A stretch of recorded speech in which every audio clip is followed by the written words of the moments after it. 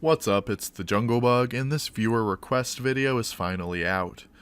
This beautiful Simic +1/+1 counter deck is what you've all been waiting for if you've wanted to play Prime Speaker Vannifar. This deck has big creatures that grow even bigger each turn that passes by.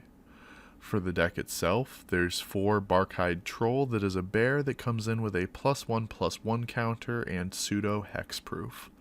4 Growth Chamber Guardian, who is also a bear with a 3 mana ability that gives him 2 +1/+1 counters and searches another copy to your hand.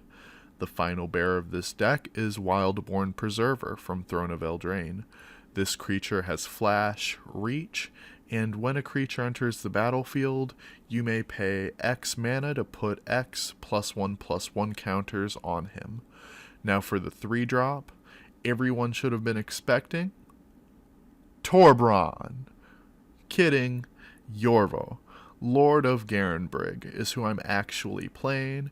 He is the biggest body in Standard that doesn't have a downside. He just gets bigger and bigger as more creatures are put into play, and he's in here as a 4 of.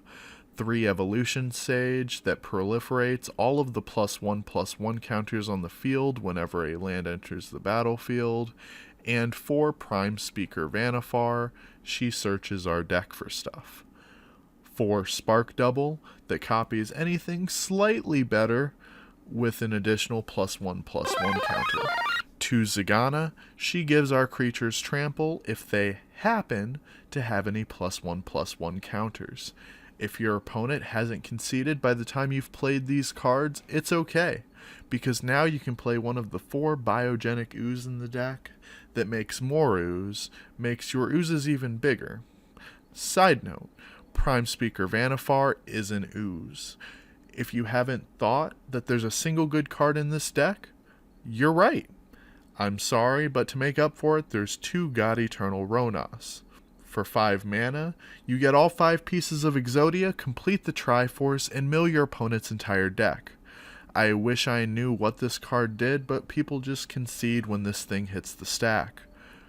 To make up for running all of these good Magic cards, there's a single copy of the Great Henge. It has a lot of words, so the way I understand this card is that for 3 mana, you gain 2 life, draw a card each time a creature enters play, and your creatures enter the battlefield with another +1/+1 counter.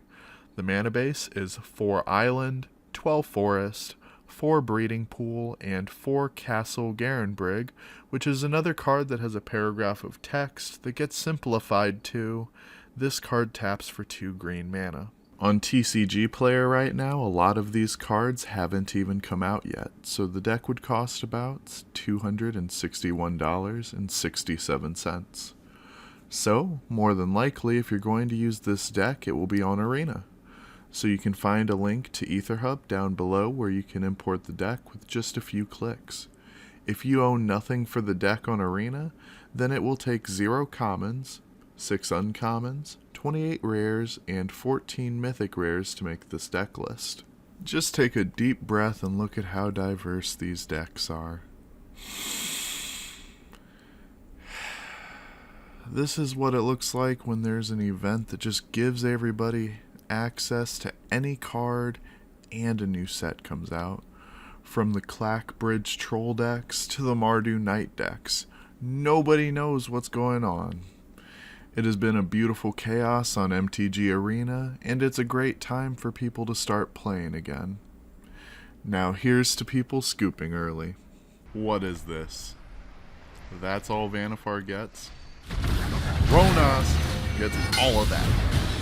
Even the Great Henge gets that. Vannifar. But I shouldn't complain.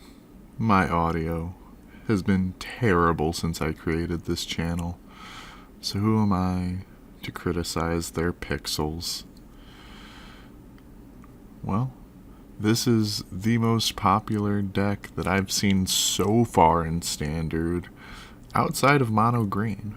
Mono Green seems to be like the deck people are playing, which I can't blame them. This is also the only version of the deck that I ever saw that ran that Spectacle enchantment. Is it common? You guys tell me, because I've only seen it this one time. Maybe I just haven't seen enough sample size of the deck. I suppose I also haven't checked the different websites to try and see what the main tier list, quote unquote, should look like yet.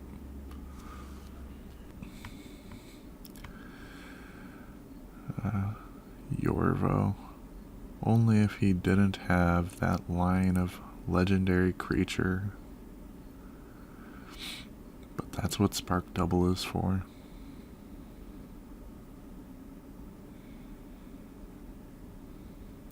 Yeah, Evolution Sage works really, really well with the Great Henge. So, from that gameplay, you got to see how great the Great Henge works in conjunction with Evolution Sage. Unfortunately, some cards didn't work out so well in the deck. Because of this, I made some alterations. Taking out one Ronas because you only need to grab one to win the game. -2 Zagana, even though the card draw and trample was nice, the Great Henge is better. -1 Evolution Sage because you don't want to draw it that often, and I'm sorry, but -2 vannifar. You only want to ever draw one of them. With copies of Spark Double in here, you're able to have more than one of them if the situation arises, but you ideally just want to get rid of something to bring out a God Eternal Ronas or Biogenic Ooze. Now after playing the Great Henge, it's worth playing 2 more of them for sure. The argument can be made for 4 of them, but it is legendary. Then, +4 Questing Beast, because this card has a paragraph of text, and that's usually good on a Magic card. Plus, it's a 4-drop, and there's a lot of Ritual of Suit being played, which made me want to play this over a Lovestruck Beast. Now don't worry, when it comes to the links in the description below, as well as the pricing earlier in the video, I did it with this altered list.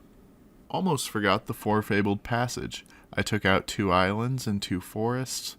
This works really well with the Evolution Sage and lets me take out some islands, which helps get out Barkhide Troll on turn 2 and Yorvo on turn 3. So as always, thank you for watching. Tell me what you would like to see in my next deck down below, and if you don't, this villager may not be here by next episode.